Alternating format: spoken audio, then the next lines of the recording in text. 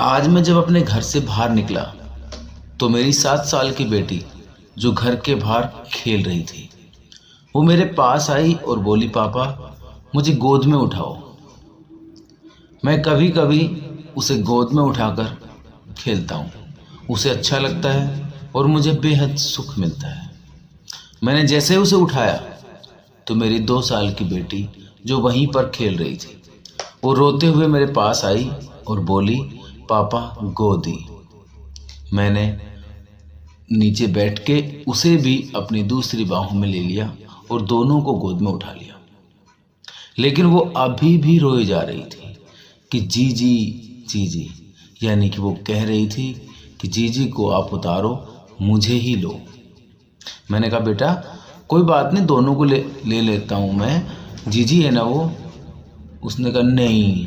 तो उसके रोने की आवाज़ सुन के हमारी भाग्यवान उसकी मम्मी घर से बाहर आई और उसने देखा कि आपने दोनों को गोदी में लिया हुआ है।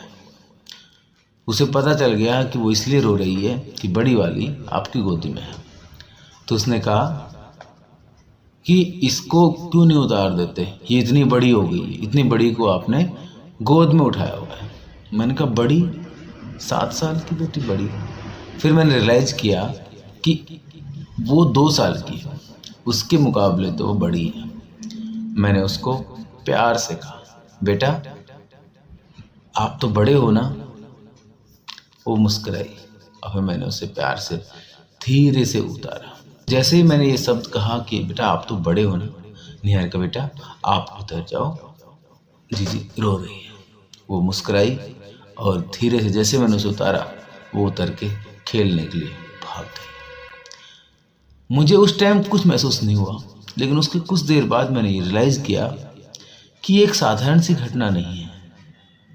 उस घटना ने मुझे बताया कि जब भी 2 लोगों में आपसी मनमुटाव हो, झगड़ा हो या किसी बात को लेकर तकरार हो, तो उनमें से जो बीच का शख्स होता है, जो सच में ही उन दोनों का हित चाहता है, वो दोनों में से ये देखे कि किसे समझाया जा सकता है और किसकी बात माननी अभी ज़रूरी है, वही करना चाहिए।